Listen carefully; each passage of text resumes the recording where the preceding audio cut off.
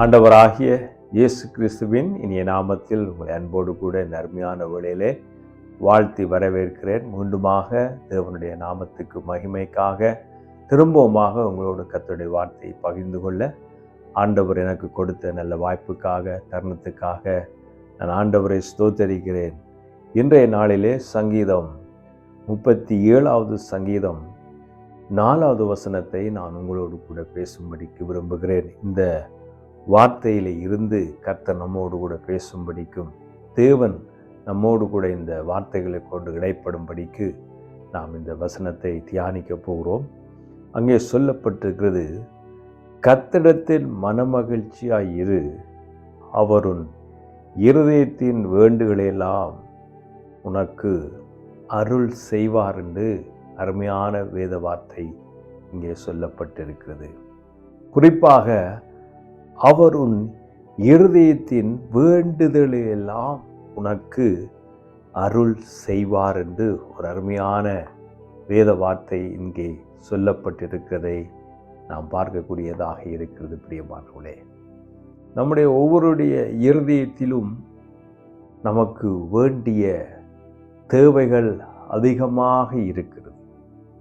இன்றைக்கு நம்முடைய ஒவ்வொருவரை பார்த்து இல்லாவிட்டால் ஒவ்வொருவரையும் நாம் தனிப்பட்ட விதத்திலே நாம் அவர்களுக்கு என்ன தேவை என்று நாம் கேட்கும் பொழுது அநேக தேவைகளை, அநேக காரியங்களை அவருடைய இருதயங்களுக்குள்ளே நிறைந்திருப்பதை, இந்த வேண்டுதலை கர்த்தர் எனக்கு செய்ய வேண்டும் என்ற எதிர்பார்ப்போடும் கூட, விருப்பத்தோடு கூட இன்றைக்கு இந்த உலகத்திலே மனிதர்களாகிய நாம் வாழ்ந்து வருகிறோம் என்பதை நாம் யாராலும் மறுக்க முடியாத ஒரு உண்மையாக இருக்கிறது. எல்லாருடைய வாழ்க்கையிலும், எல்லாருடைய வாழ்விலும் ஒரு தேவை இருந்து கொண்டே இருப்பதை பார்க்கக்கூடியதாக இருக்கிறது. ஆம், இயேசுவிடத்திலே அங்கே ஒரு மனிதன் வந்து ஆண்டவரிடத்திலே கேட்கிற ஒரு காரியம் என்னவென்றால், ஆண்டவரே, நான் பார்வையடைய வேண்டும் என்ற ஒரு பெரிய கேள்வியை, இல்லாவிட்டால் ஒரு தேவையை ஆண்டவரிடத்திலே கேட்பதை பார்க்கக்கூடியதாக இருக்கிறது. ஆண்டவர் அவருடைய விருப்பத்தின்படி அவனுக்கு பார்வையை கொடுத்தார் என்று நாம் வேதத்திலே வாசிக்கக்கூடியதாக இருக்கிறது. பிரியமானவர்களே, 100க்கு அதிபதியான அந்த மனிதனுக்கும் ஒரு தேவை இருந்தது. அவனுடைய வேலைக்காரர் சுகமாக வேண்டும் என்ற ஒரு பெரிய விருப்பம், தேவை அவனுடைய வாழ்க்கையில் இருந்தது. கர்த்தர் தேவன் இயேசு கிறிஸ்து அவருடைய தேவையை சந்தித்தார் என்று நாங்கள் பார்க்கக்கூடியதாக இருக்கிறது. அது மாத்திரமில்லாமல் வேதத்திலே பெரும்பாடுள்ள ஒரு ஸ்திரியை நாம் பார்க்கக்கூடியதாக இருக்கிறது. அவள் கூட இயேசுடைய அவருடைய ஆடையை தொட்ட பொழுது அவள் சுகம் பெற்றுவதை வேதத்திலே நாம் வாசிக்கக்கூடியதாக இருக்கிறது. இந்த சம்பவங்களையெல்லாம் நாம் ஆராய்ந்து பார்க்கும் பொழுது, வாசித்து பார்க்கும் பொழுது, அவருடைய உள்ளத்திலே ஒரு தேவை அதிகமாக இருந்ததினாலே அந்த தேவைக்காக ஆண்டவரை சந்தித்தார்கள் என்று பார்க்கக்கூடியதாக இருக்கிறது. லூக்கா 19ஆம் அதிகாரத்தை நீங்கள் வாசித்து பார்க்கும் பொழுது, அங்கே சகே என்கிற ஒரு மனிதன், அவன் குள்ளனாக இருந்தபடினால் இயேசுவை பார்க்க வேண்டும் என்ற ஆவலுடையவனாக, ஆசையுள்ளவனாக, எப்படியாவது ஒரு முறை இந்த இயேசுவை நான் பார்த்துவிட வேண்டும் என்ற ஏக்கமுடைய ஒரு மனிதனாக அவன் அவருக்கு முன்பதாக போய் ஒரு காட்டுத்தீ மரத்திலே ஏறி இருந்தான் என்பதை பார்க்கக்கூடியதாக இருக்கிறது. இயேசு அவனை கண்டு, சகேயுவே, சீக்கிரமாய் இறங்கி வா, நான் உன்னுடைய வீட்டிலே தங்க வேண்டும் என்று சொல்லி இயேசுவை அழைத்து கொண்டு போனான் என்பதை வேதத்திலே நாம் வாசிக்கக்கூடியதாக இருக்கிறது. பிரியமானவர்களே, நம்முடைய எல்லாருடைய இருதயத்திலும் ஒரு தேவை அதிகமாக நம்முடைய இருதயங்களிலே காத்து கொண்டு இருக்கிறது. இந்த தேவை என்னுடைய வாழ்க்கையிலே சந்திக்கப்பட முடியுமா என்ற ஏக்கத்தோடு கூட நாம் ஆண்டவரை பார்த்து ஜெபித்து கொண்டே இருக்கலாம். பிரியமானவர்களே, என்னுடைய வாழ்க்கையிலும் அநேக தேவைகள் என்னுடைய வாழ்க்கையிலே காணப்பட்டது. அநேக காரியங்களாக, அநேக ஆண்டுகளாக நான் ஜெபித்து கொண்டிருந்த பொழுதும் இந்த தேவைகளை கர்த்தர் அற்புதமாய் எனக்கு சந்தித்தார் என்பதிலே நான் உங்களுக்கு இந்த நேரத்திலே சாட்சியாக சொல்ல விரும்புகிறேன். கர்த்தரின் தேவைகளை எல்லாம் அவர் நிச்சயமாக சந்தித்திருக்கிறார். என் வேண்டுதலை எல்லாம் அவர் கேட்டிருக்கிறார் என்பதிலே எந்தவித சந்தேகமும் இல்லை. ஆகவேதான் இந்த சங்கீதக்காரன் சொல்லுகிறார், உன் இருதயத்தின் வேண்டுதல் எல்லாம் கர்த்தர் உனக்கு அருள் செய்வார் என்று பார்க்கக்கூடியதாக இருக்கிறது.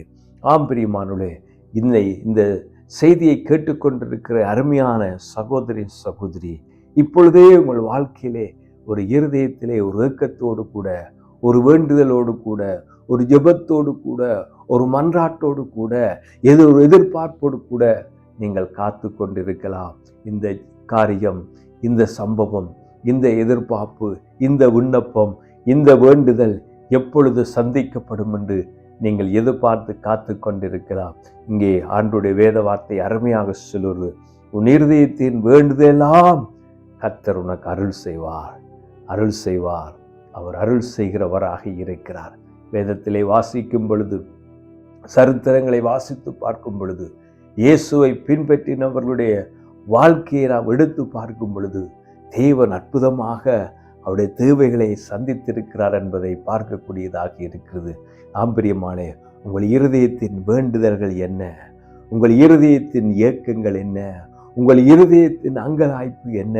அதையெல்லாம் கர்த்தர் நிச்சயமாக சந்திக்க வல்லமையுள்ள தேவனாக இருக்கிறார் என்பதை தர்மையான வேளையிலே உங்களுக்கு இந்த வேதத்தின் ஊடாக, இந்த வேத வார்த்தையின் ஊடாக உங்களுக்கு அதை சொல்லிக் கொள்வதில் நான் மகிழ்ச்சி அடைகிறேன்.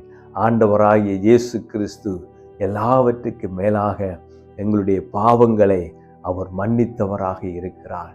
எங்கள் அக்கிரமங்களை, எங்கள் நோய்களை, எங்கள் வியாதிகளை, எங்கள் கஷ்டங்கள், எங்கள் எல்லா பாடுகளையும் கர்த்தர் சிலுவையிலே சுமந்து கொண்டார். அன்பானவர்களே, முக்கியமாக நம்முடைய பாவங்களை இயேசு கிறிஸ்து எனக்காக, உங்களுக்காக, நம்முடைய பாவங்களை, நம்முடைய அக்கிரமத்தை இயேசு கிறிஸ்து எனக்காக, உங்களுக்காக சிலுவையிலே சுமந்து அவர் மரித்து அடக்கம் பண்ணப்பட்டு 3ஆம் நாள் உயிரோடு கூட எழுந்த இயேசு கிறிஸ்து நிச்சயமாக நம்முடைய வாழ்க்கையிலே, நம்முடைய இருதயத்திலே இருக்கக்கூடிய வேண்டுதல்களை நிச்சயமாகவே ஆண்டவர் அருள் செய்கிறவராக இருப்பார். உங்களுக்கு அதை கொடுப்பதற்கு அவர் வல்லமையுள்ள தேவனாக இருக்கிறார். கர்த்தரிடத்தில் நாம் மனமகிழ்ச்சியாய் இருக்க வேண்டும் என்ற தான் மிக முக்கியமாக இருக்கிறது.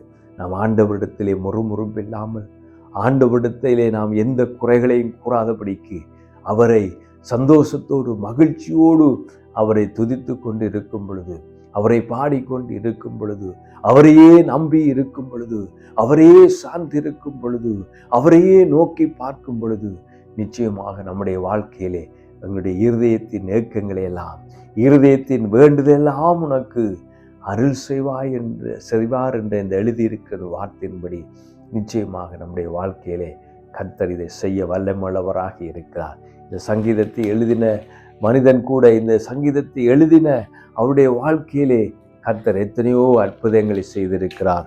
ஆம்பரியமானவளே, இந்த வேண்டுதலை எல்லாம் அவர் அருள் செய்திருக்கிறார் என்று நாம் பார்க்கக்கூடியதாக இருக்கிறது. பிரியமானவளே, இந்த சங்கீதத்தை எழுதின தாவீது ராஜா தன்னுடைய வாழ்க்கையிலே எத்தனையோ தேவைகளை அங்கே சந்தித்தவராக வேதத்திலே பார்க்கக்கூடியதாக இருக்கிறது.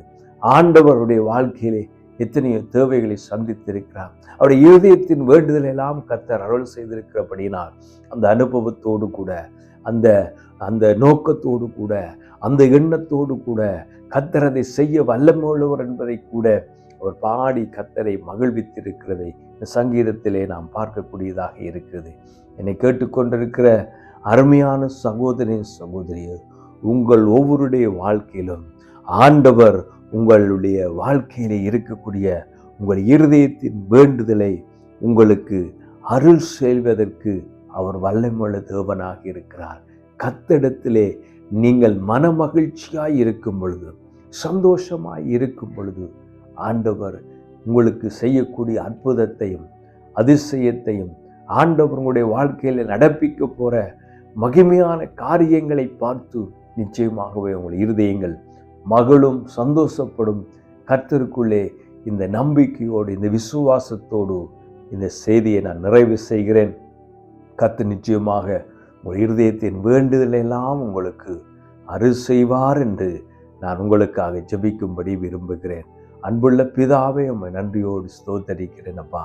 சங்கீதக்காரனுடைய வாழ்க்கையிலே கர்த்தரிடத்தில் மனமகிழ்ச்சியாய் இரு, அவர் உன் இருதயத்தின் வேண்டுதலெல்லாம் உனக்கு அருள் செய்வார் என்று எழுதியிருக்கிறபடி கர்த்தாவே, இந்த அருமையான வேளையிலே இந்த இருதயத்தில் ஏக்கத்தோடு, பாரத்தோடு, கண்ணீரோடு, கவலைகளோடு, தேவைகளோடு கூட ஆண்டவரே இருக்கிற இந்த செய்தியை கேட்கிற ஒவ்வொருடைய வாழ்க்கையிலும் இந்த காரியங்கள் அருள் செய்யப்படுவதாக, அப்படி இருதயத்தின் வேண்டுதல்கள் அருள் செய்யப்படுவதாக என்று ஜெபிக்கிறேன்.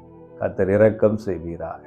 எல்லா துதியும் உமக்கு செலுத்தி இயேசுவின் நாமத்தில் ஜெபிக்கிறேன் எங்கள் நல்ல பிதாவே. ஆமேன், ஆமேன். கர்த்தர் தாமே உங்களை ஆசீர்வதித்து உங்களோடு கூட இருப்பாராக. ஆமேன். God bless you. ஆமேன்.